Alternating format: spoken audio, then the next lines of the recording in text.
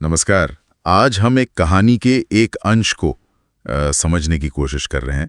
नाम है आखिरी दरवाजा, एक रहस्यमय दस्तक। कहानी एक नौजवान अर्जुन की है।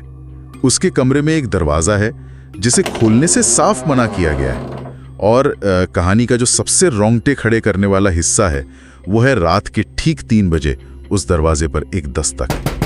टिक टक टिक टक। तो आज हम इसी डर, रहस्य और इसके मतलब को थोड़ा कुरे देंगे। बिल्कुल। और कहानी की शुरुआत ही ऐसी है कि वो आपको फौरन पकड़ लेती है। आधी रात, वो अनजानी दस्तक और वो मना किया हुआ दरवाजा। हाँ, बेचैनी तो होनी है। हाँ, तो अर्जुन की नींद खुलती है। पहले तो वो सोचता है शायद सपना है, कौन खटखटाएगा इस वक्त। पर नहीं, दस्तक असली है और उसी दरवाजे से आ रही है। वो पुराना लकड़ी का दरवाजा जिसके बारे में दादी ने चेताया था, याद है ना वो चेतावनी?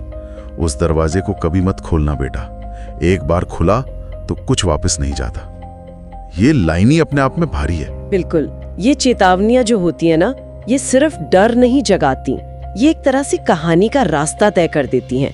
और यहाँ तो ये अर्जुन की जिज्ञासा को और भड़का रही, ऐसा लगता है। और वो वक्त देखिए, रात के 3 बजे, जिसे अक्सर कहते हैं ना वो शैतानी पहर या कुछ। हाँ, वो डेविल्स आवर कहते हैं जी।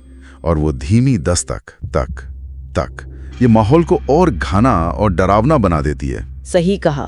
फिर अर्जुन डर तो रहा है पर हिम्मत करके बढ़ता है दरवाजे की तरफ। पर जैसे ही पास पहुंचता है, दस्तक बंद, एकदम खामोशी। ये खामोशी तो शायद दस्तक से भी ज्यादा डरावनी है। हाँ, क्योंकि अब अनिश्चितता और बढ़ गई। हाँ। और फिर वो कांपते हाथों से कुंडी खोलता है और दरवाजा खोल देता है। और सामने क्या मिलता है? कुछ नहीं, बस घना अंधेरा। ऐसा अंधेरा जो जैसे सब कुछ निगल जाए।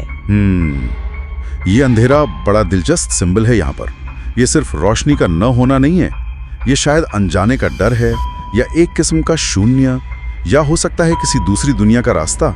डर अक्सर ना ऐसी ही खाली जगह में ज्यादा पनपता है। अंधेरा, कहानी खत्म नहीं। जैसे ही अर्जुन पलटता है, दरवाजे से हटकर कमरे में वापस जाने के लिए मुड़ता है, पीछे से एक फुसफुसाहट बिल्कुल कान के पास। अब तू मेरी जगह लेगा। उफ, ये है कहानी का सबसे भयानक पल। मेरे हिसाब से तो यही क्लाइमैक्स है। ये फुसफुसाहट सिर्फ डराती नहीं, ये इशारा करती है किसी भयानक चक्र की तरफ। कोई अदला बदली, पहचान का खो जाना, जगह लेना।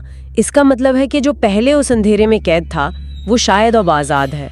और अर्जुन अब नया कैदी है। ओह हाँ, वो अंधेरा शायद दरवाजा नहीं था, वो एक जाल था। और फिर अगली सुबह क्या होता है? अर्जुन अपने कमरे में नहीं है, गायब। और वो पुराना दरवाजा, वो खुला हुआ है। खुला है, हाँ। और कोशिश करने पर भी बंद नहीं होता, जैसे जाम हो गया हो। तो दादी की चेतावनी, कुछ वापस नहीं जाता, वो सच हो गई।